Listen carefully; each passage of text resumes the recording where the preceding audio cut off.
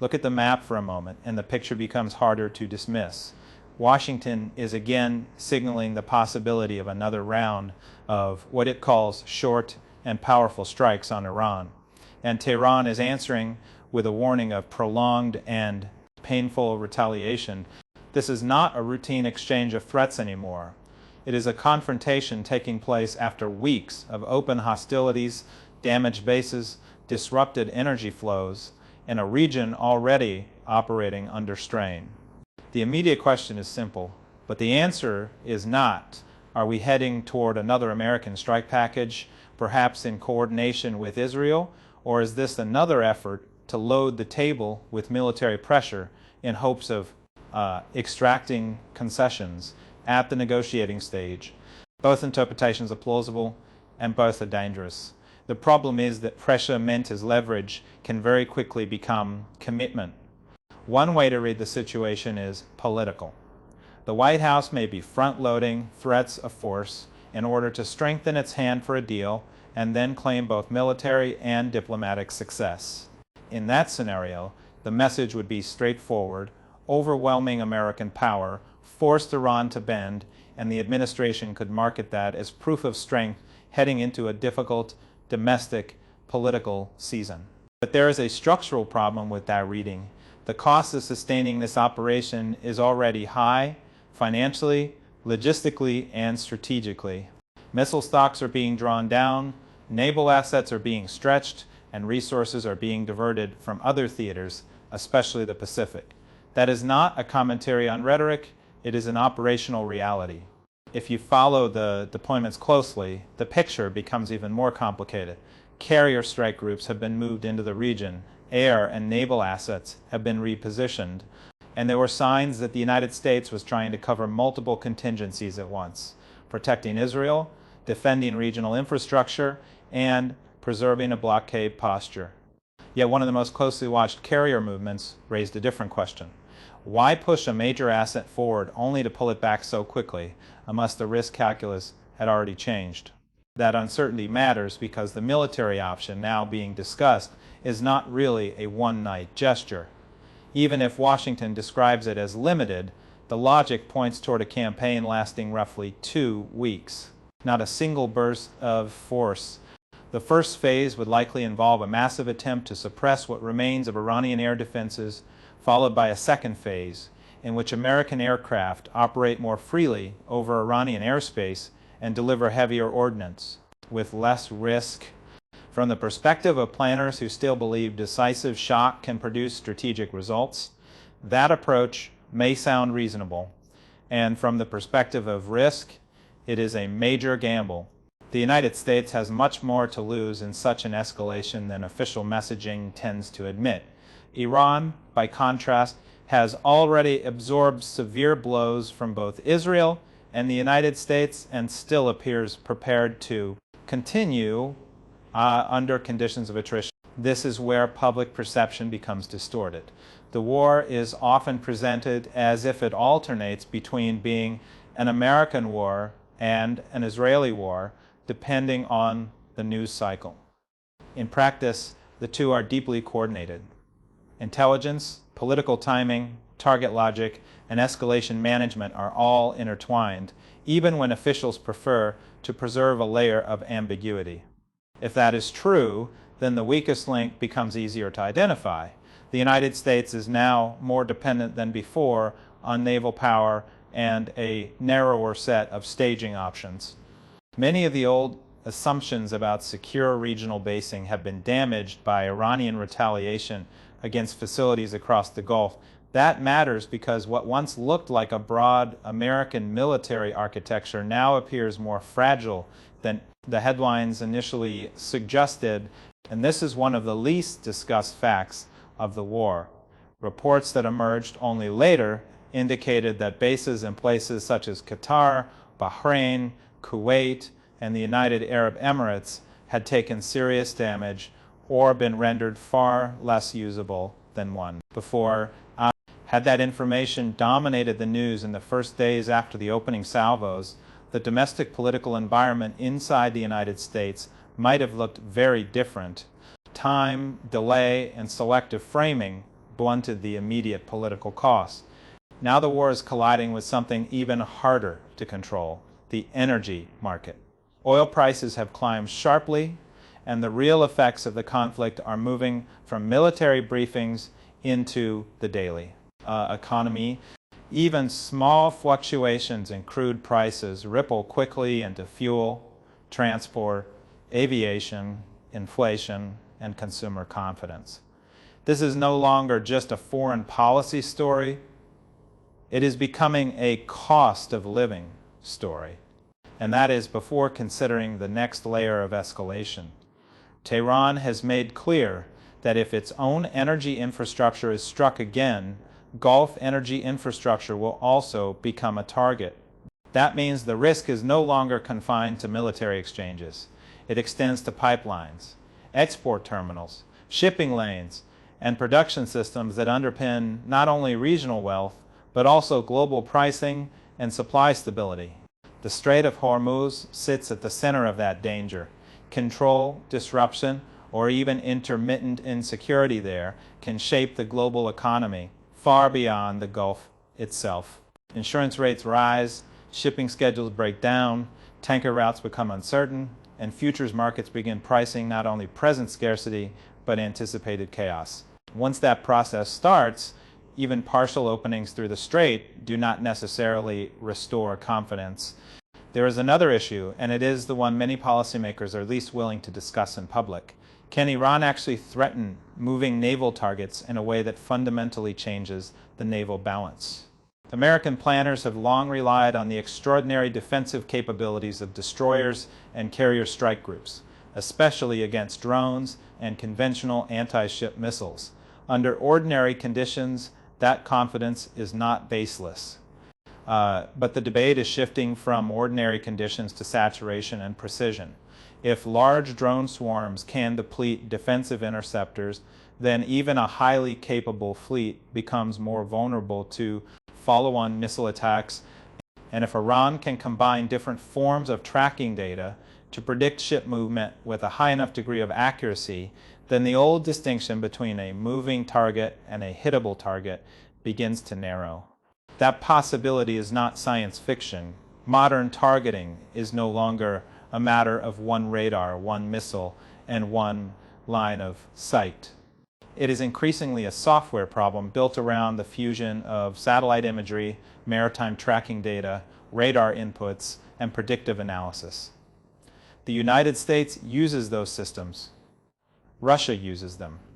There is no compelling reason to assume Iran, especially with external cooperation, is incapable of operating in the same technological direction. This is why the naval question may be more consequential than many realize.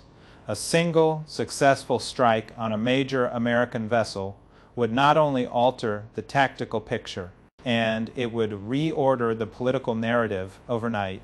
The confidence that underwrites forward naval power depends on the perception that carriers and their escorts remain survivable platforms.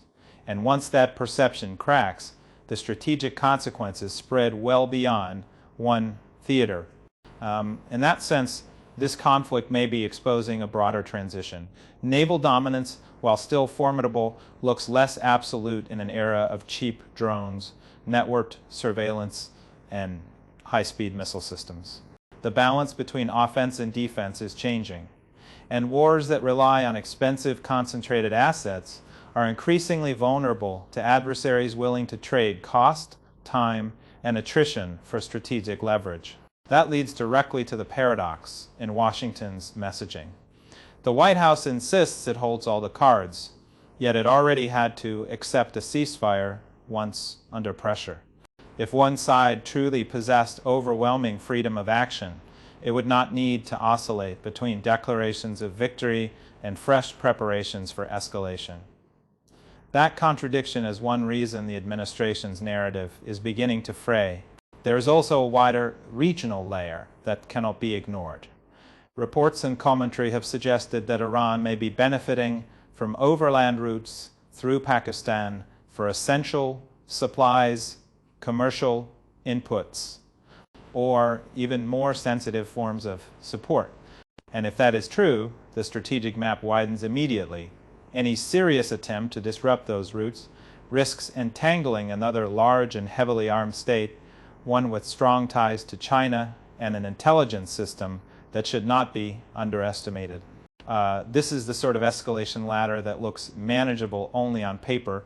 A campaign meant to discipline Iran could, step by step, begin pulling in Gulf monarchies, Pakistan, Russia, and eventually broader great power alignments.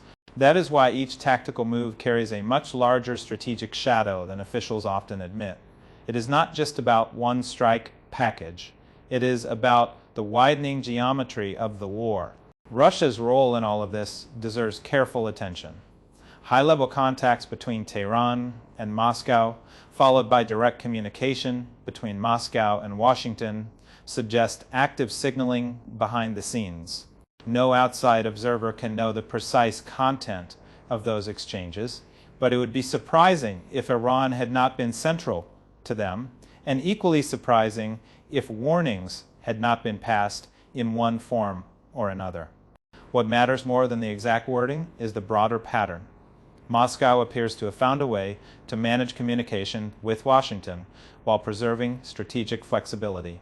At the same time, Russia and Iran share an interest in forcing the United States into costly, elongated confrontations that reveal the limits of American power. Attrition, not theatrical victory, has become the central mechanism. That point is critical. In both Ukraine and Iran, the deeper contest is not simply over territory or retaliation. It is over endurance, industrial capacity, political patience, and the ability to absorb pain while imposing cumulative cost. On the other side, the United States remains dangerous in short bursts. What is less clear is whether it can sustain these confrontations long enough to convert force into durable political outcomes. That is why diplomacy looks so weak in this moment. A stable settlement would require time, discipline, sanctions relief discussions, enrichment, compromises, and probably some external guarantees. None of that fits the current political culture in Washington. The administration wants to preserve coercive leverage while talking about peace, but durable agreements rarely emerge from a framework in which one side reserves the right to bomb the other at will. Even the most obvious diplomatic pathways are blocked by domestic politics. Any serious sanctions relief for Iran would immediately be attacked in the United States as capitulation. Any compromise on enrichment would be denounced as weakness. Any Russian role in a settlement would become politically toxic in Washington.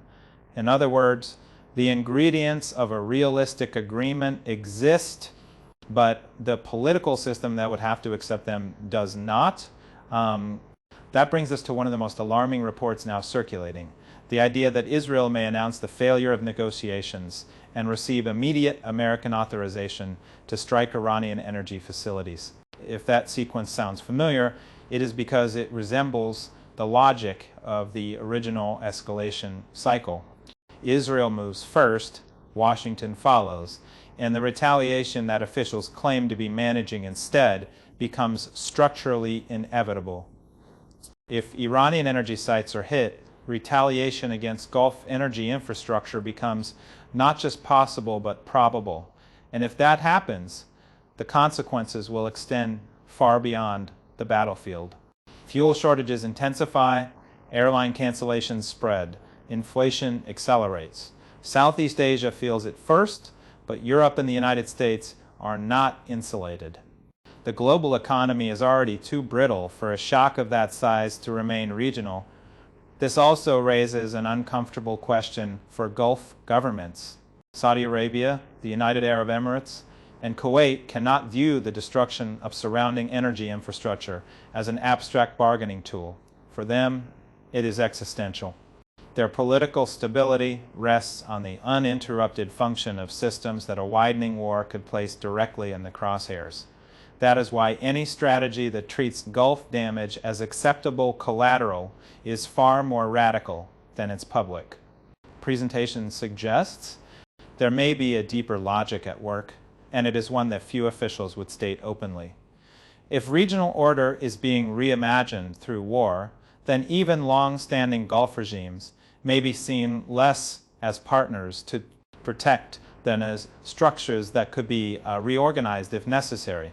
The borders, monarchies, and security arrangements of the Gulf were not timeless creations. They were products of an earlier imperial design. What was constructed can in theory be reconstructed. For the American economy, however, this remains a reckless proposition. The polling is already poor. The administration is being blamed for inflation, instability, and strategic drift. A major oil shock heading into an election cycle would not be a small political inconvenience. It could become one of the central facts of domestic politics. And yet the propaganda machine still tries to present the war as a story of control.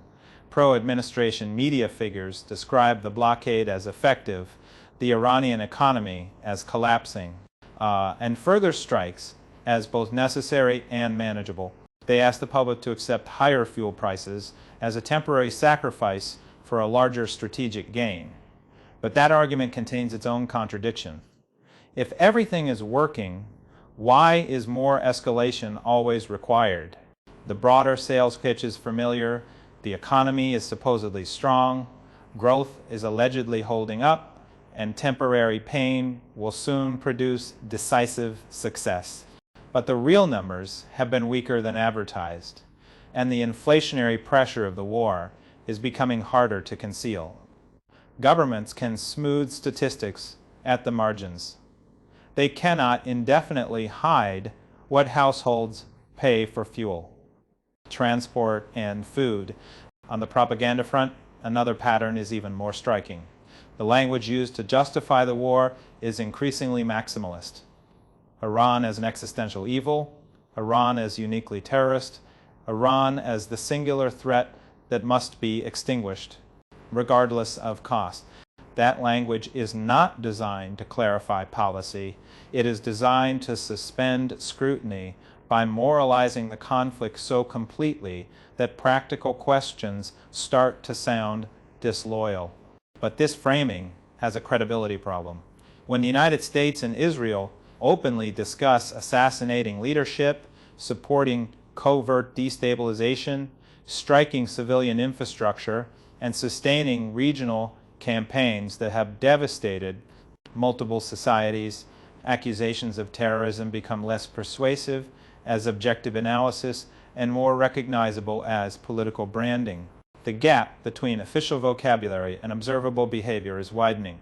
The nuclear argument follows the same pattern. It remains one of the most heavily rotated justifications for pressure in war, yet it still functions more as a mobilizing symbol than a complete explanation of policy. That is especially true in a region where undeclared arsenals, selective enforcement, and asymmetrical standards have long shaped the strategic environment. The issue is real, but it is also instrumentalized.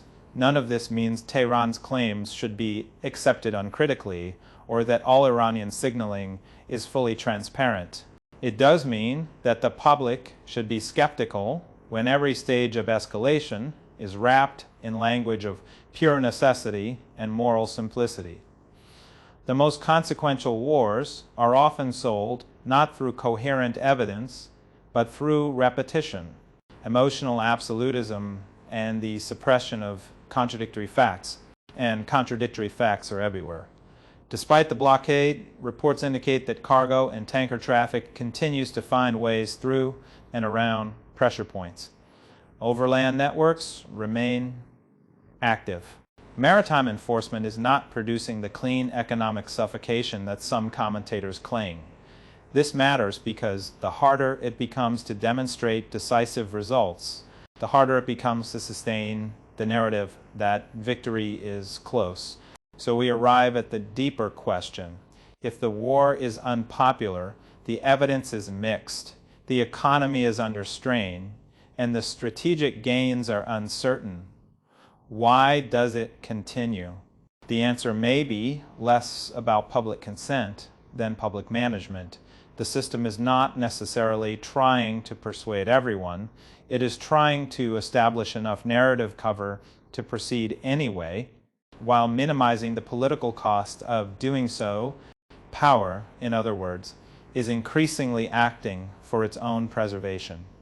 When political systems drift away from public sentiment and concentrate authority in smaller networks of state, financial, and security actors, the priority shifts.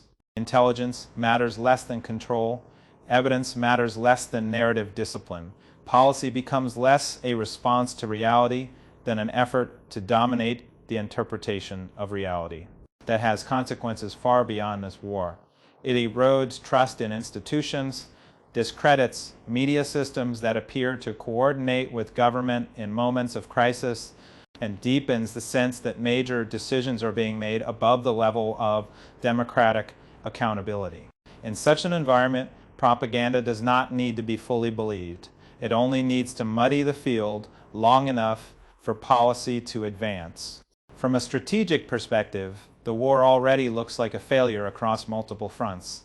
Militarily, it has exposed limitations in American power projection. Politically, it has burdened the administration at home. Geopolitically, it has weakened confidence in American regional positioning. Economically, it has intensified inflationary pressure and energy instability. Diplomatically, it has underscored Washington's shrinking credibility as a broker. And in terms of global image, it has further damaged the legitimacy of American leadership. That is the larger pattern that should not be missed. This is not one isolated crisis with one isolated cost. It is a cumulative unraveling in which each attempted solution generates new vulnerabilities. The longer the war continues, the narrower Washington's options become. And the more often leaders repeat that everything is under control, the more obvious it becomes that control itself is slipping. There are, broadly speaking, two paths ahead. The first is another strike cycle, followed by Iranian retaliation, renewed market shock, and a return to an undeclared but persistent state of conflict in which both sides reserve the right to hit again. The second is some form of temporary cessation that falls short of a real settlement, buying time but not solving the underlying strategic contradiction. Neither path resembles victory in any serious sense. So the real issue is not whether one side can issue a more confident statement at the next press briefing. The real issue is whether the United States can still convert raw military force into stable political outcomes in a world where adversaries are more resilient, supply chains are more fragile, publics are more skeptical, and regional wars spill into global economics almost immediately. That is the unasked question beneath all the daily noise. Over the next days and weeks, many of these uncertainties will begin to resolve themselves. If strikes come, the scale, target set, and Iranian response will tell us whether Washington still believes in short, coercive campaigns or is drifting into something far more open-ended. If they do not come, that too will reveal constraints officials may prefer not to discuss. For now, the signals are unmistakable. The war is not contained. The energy risk is real. The naval balance is under scrutiny. Diplomacy remains weak. And the gap between official triumphalism and strategic reality is becoming harder to hide. Stay with that gap because it is where the truth of this conflict is most visible, not in the slogans about strength, not in the nightly declarations that everything is working, but in the widening distance between what power says it can do and what the world is now showing it can no longer do. Without consequence,